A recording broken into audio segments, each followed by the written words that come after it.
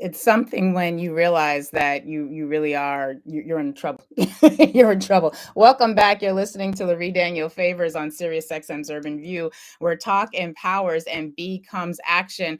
Here at Urban View, we were just listening to Chas Freeman, who is a retired American ambassador, talking about the fact that basically America is up Schitt's Creek. And one of the reasons America is up Schitt's Creek, sorry, Instagram. I don't think I actually turned up my volume. Sorry, Instagram. We got to start over for y'all. We're going to do this again. My bad. But basically, one of the reasons why America is up the creek is because of the way in which they have gone about this effort at negotiating these tariffs. So I want to break down for those of you, hi YouTube, hi Instagram, those of y'all who did not get to hear the clip. In addition to the fact that JD Vance went and visited the Pope, and now the Pope is no longer with us.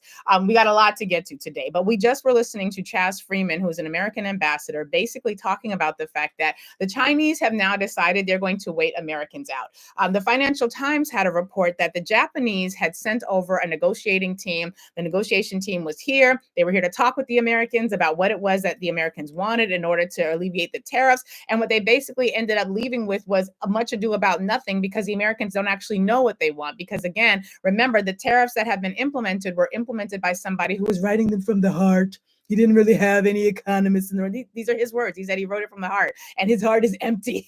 He's got a horribly shriveled up heart. But basically, Donald Trump doesn't have a long-term plan or a long-term goal that he can point to with any individual country, because his tariffs were stupid. And his tariffs were created as a part of an economic policy that is in violation of economic principles. So when the rest of the world is like, all right, the Americans want tariffs, this is their opening salvo, let's negotiate, let's see what we can come up with. What we're now learning is that Americans don't actually know what they want. By Americans, I mean the leadership, because technically I'm an American, but I don't even know what Americans want, because our government is stupid. Like stupid. And so the Japanese were here, but they left without a deal, because when they were asking the Americans, well, what is your goal? What do you want us to give you? And the Americans were like, I don't know, ask Biff. And Biff is like, I'm writing it from the heart. Come to Mar-a-Lago. Nobody knows what the hell's going on. So the Japanese left with no deal. And as you heard there, those of you who listened to the clip that we heard on Urban View, Chas Freeman, a retired American ambassador, basically is saying that the Chinese and everybody else is just going to wait. There's no reason for them to negotiate, because right now, as I was explaining to Urban View before our commercial break, we're at a point right now where the tariffs on China, for example, are so high that it's going to cost you double to get the things. And Americans love the things, but Americans love the cheap things. That's why Americans are Americans. We love the cheap things. And so Americans like the cheap things. And so now you have ships that are bringing products into the docks, to the extent that they're even leaving to go to the United States. They're coming into the docks, but basically it is cheaper for those ships, which are loaded with all the products that would typically be going to a Walmart, would be going to a Target, which Black people is not going to Target. I know Target reached out to Reverend Al Sharpton, but what Reverend Jamal Bryant said this weekend was, I don't know who you talking to, Target, but we here, who the ones who called this Target protest, we ain't coming, because yet we have 4 demands. Y'all gave 1 demand. There's 3 demands y'all ain't met yet. So I don't know who y'all meeting with. I don't know who y'all talking to. I know y'all talking to Reverend Al, but Reverend Al don't speak for this particular boycott. So I don't know. The girls is fighting. let me not say that. That's a little dismissive. There's some disagreement. No, I can't even say that, because the people who called the boycott is on the right page. They're on the same page. And I guess this is a message that sometimes you don't take every call. But whatever, we still ain't going to Target. But anyway, back to the point. The point was that all the stuff that would be coming off those ships, going into a Target, which we are not going into to buy, going into a Walmart, going into what the TJ Maxx's, the stores where you buy all the things, it is cheaper for those ships to turn around and take that ish home and sell it to another country than it is to sell it here. Because if they take it off the ships here, Americans ain't gonna buy it. And since Americans ain't gonna buy it, the corporations ain't gonna profit. So they're not even taking the stuff off the ships. And what we heard Ambassador Chas Freeman say, Chas Freeman, the retired American ambassador, when they were asking him, like, well, what do you think is going to be the outcome? He's like, the outcome is the Japanese are going to wait. The Chinese are going to wait. Why would they not? And think about how much Americans are going to like a Walmart with no shit on the shelves. I mean, that's not his exact quote, but that's basically what he was saying. So we're at a point right now where none of the countries they're all calling to make deals. Everybody wants to make a deal with Trump. Everybody wants Trump. They say, sir, we want a deal. They said that, but you wrote it stupidly. You are an uneducated WEI president, white, entitled, and incompetent. And it's so bad that like the countries that would have come to negotiate are leaving with no deals because it takes years to negotiate trade deals, years to negotiate trade deals. And the last time you negotiated a trade deal between Mexico and Canada in your first administration, you said it was a beautiful deal, an amazing deal. And then you came into office a second time and you destroyed the deal. So why would anybody negotiate with you? They would not. And now you've got 44 countries that are lining, according to the last report that I read, 44 countries are now trying to sign up with BRICS: Brazil, Russia, India, China, South Africa. This is a completely new, I don't want to call it United Nations, but like it's a complete reordering of the entire global world order. And right now, Americans are at the very beginning of what happens when the ships don't unload, when the ships don't take things off the ships, and when the people who work at the warehouse and the longshoremen, remember the longshoremen protest, and the union was worried about the longshoremen. Longshoremen, I hope y'all still got a job after this, because now as a result of the tariffs, y'all ain't taking shit off the boats. But that's one story. The other challenge we have is that the American military is led by a whole ass incompetence, which we already knew because his mama named him Pete. Your own mama said you're trash, Hegseth. Pete, his own mama said he's trash, Hegseth is back in the news. Not because of Signalgate, although there has been additional Signalgates. You guys remember Signalgate like a month ago? About a week ago? Like it was like a month ago, where Pete Hegseth, I'm sorry, let me give him his full name.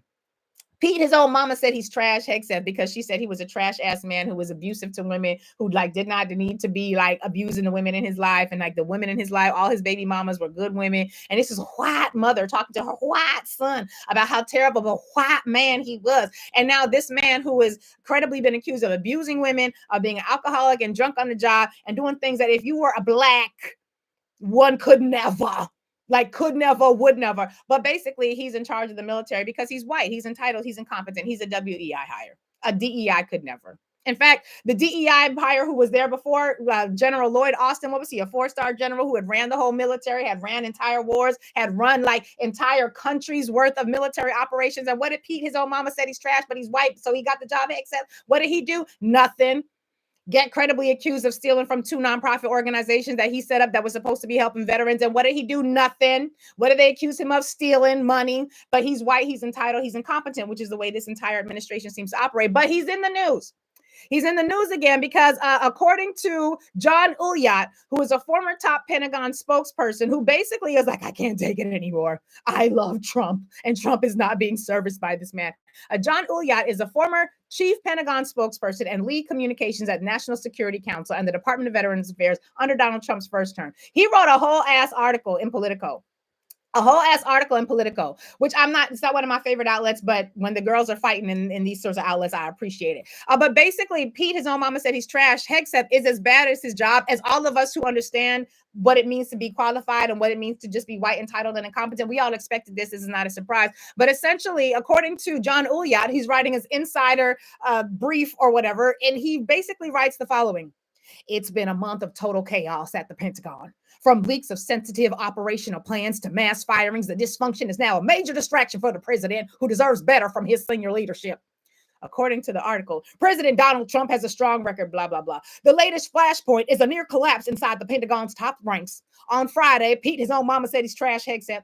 That's not what he calls him, but that's what I call him. On Friday, Pete Hegseth fired 3 of his most loyal senior staffers.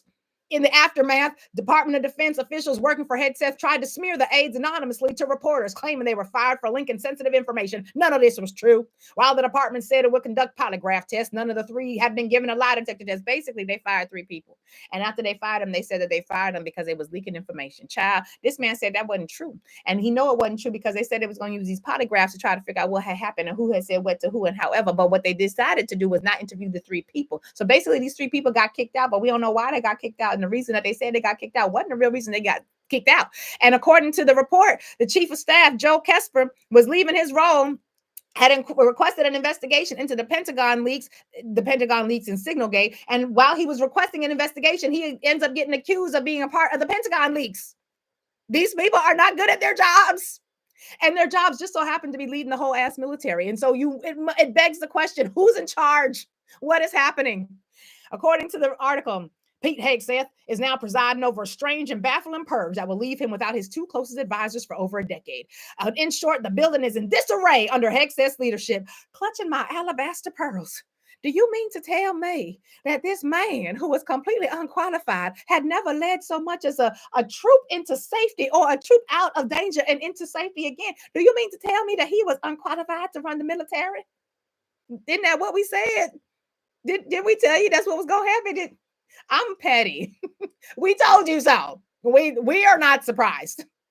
According to the report or the article, even strong backers of the secretary like me must admit the last month has been a full-blown meltdown at the Pentagon, and it's becoming a real problem for the administration. First, there was Signalgate, where Hegseth shared detailed operational plans, including timelines and specifics. Once the Signalgate story broke, Hegseth followed a horrible crisis communications advice from his new public affairs team, who somehow convinced him to debunk the report through a vague, nobody was texting war plans. Remember that? Remember that? Because it was just like last couple weeks ago. And then it was like, nobody was texting war plans. It wasn't a war plan. And then because this was the Signalgate, and the reason we knew it was Signalgate because they accidentally included the editor-in-chief for The Atlantic, which is a paper that is not a pro-Trump paper. So they included this reporter who does not like Donald Trump into the secret chat group where all the head people was at. Tulsi Gabbard, DNI chief, all the people was there having conversations they wasn't supposed to be having about major military operations on a platform you can download from the Apple Store or the Google Store. And anybody can hack. In fact, the 19-year-olds and the 20-something-year-olds working at Doge, who were also allegedly a part of criminal international hacking rings with Russia, they could have got into your Signal. Anybody could have got into your Signal chat. My kid could probably get into your Signal chat.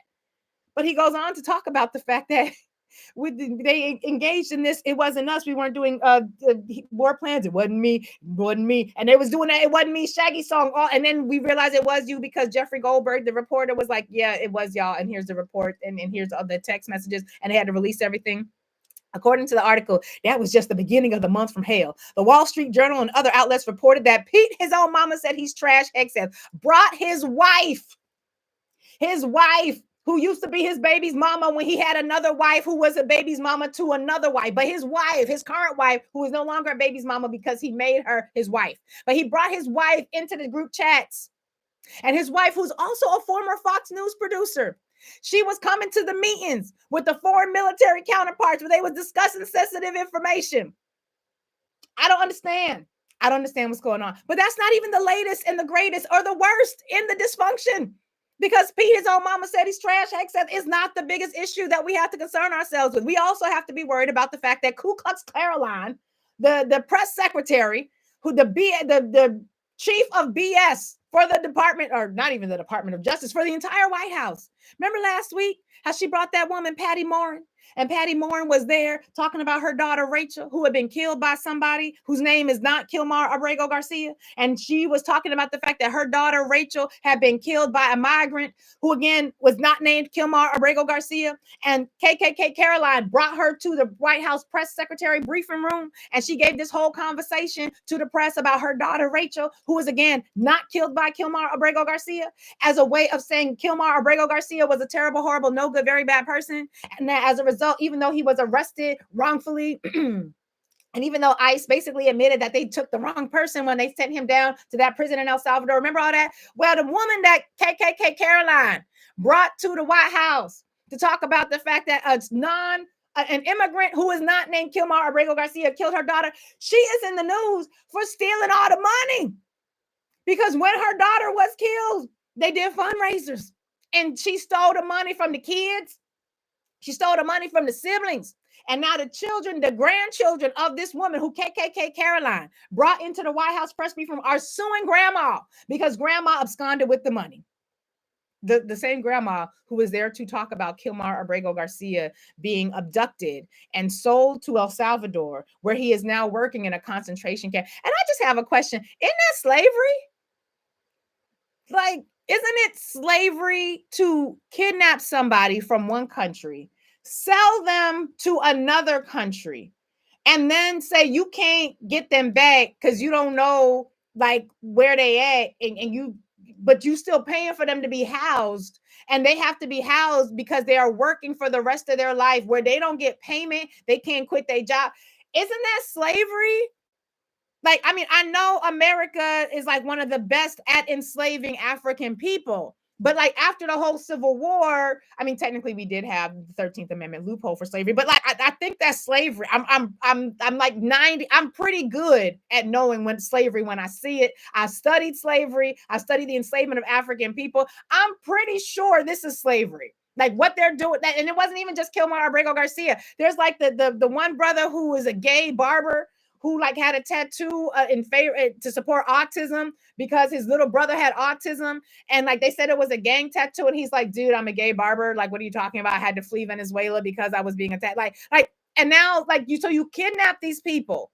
You don't deport them to their own country, which you could do if they were in the country illegally and you no longer gave them protected status. You could take them and prosecute them through in customs and immigration and then deport them to their own country. But America used its armed forces to kidnap people who had not done anything wrong, not process them for deportation, but sold them into slavery in another country where they are to work in concentration camps until they die. That's slavery. I don't understand how that's not slavery. I've been thinking about it all weekend. I've been trying to wrap my head around it. It's slavery. America is back in the slave trade. And so once again, for all the Black Americans who might, and it's not a lot, but for the fraction of Black Americans who believe that you are okay because you can trace your lineage back to the 1619 ships that brought the ancestors over here, and you think that because you can trace your lineage back to that, that's going to mean something. That's not going to mean nothing. I just need you to know that that's not going to mean nothing. If we don't start calling these things what they are, we're going to have to deal with slavery again. But it's going to be slavery like in the Octavia Butler sort of sense of slavery, where instead of having to whip us with whips, they just put those electric collars around us like some of y'all do your dogs, and you put the electric collars, and Octavia Butler talked about this decades ago in her book, Parable of the Talents, after Parable of the Sower. A lot of y'all ain't make it to Parable of the Sower, but Parable of the Talents talks about this. This is some slavery shit. And all I'm saying is they can send you to El Salvador or they can do it here. But if we don't start calling it slavery, then we're not going to be thinking like resistance, and we need to be thinking resistance because this is slavery. Like I'm pretty sure. I'm pretty sure this is exactly what slavery looked like, just in a pre-context. So I'm just saying we should be aware of these things. 866-801-8255, 866-801-TALK is the number. So I'm curious, like what we doing? Righteous. Y'all was out at the protest this weekend. Give us a call. Let us know how it went. I'm curious. I wasn't there.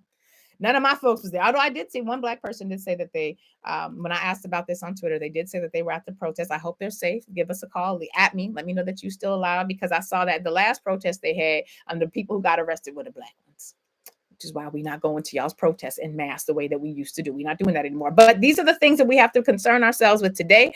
These are some of the concerns that I have. I also am very concerned about what's happening with the attacks on diversity, equity, and inclusion, which one of the reasons why in today's podcast episode, which again releases today at 2:00, we're looking at some of the research and the reporting coming out of Capital B News. Adam Mahoney has a phenomenal article out that's talking about the fact that essentially Black people have been playing in poop water.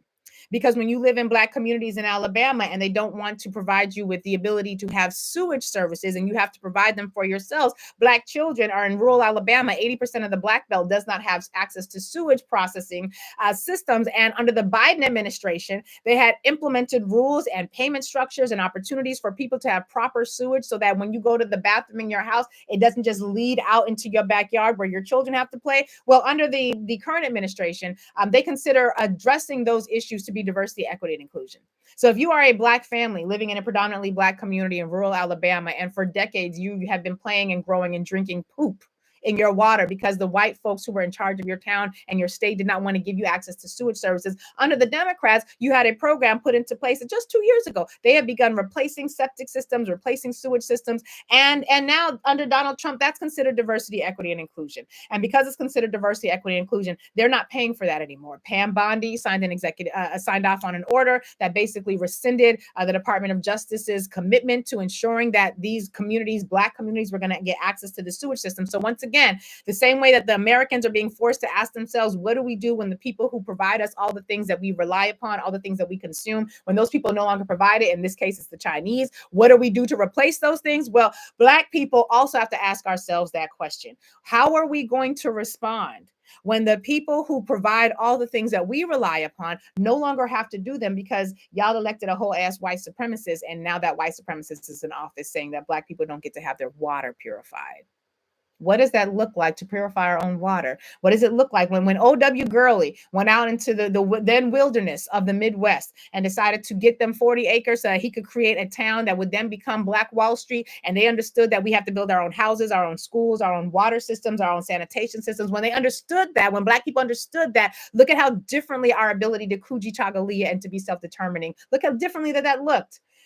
And then think about what it looks like right now.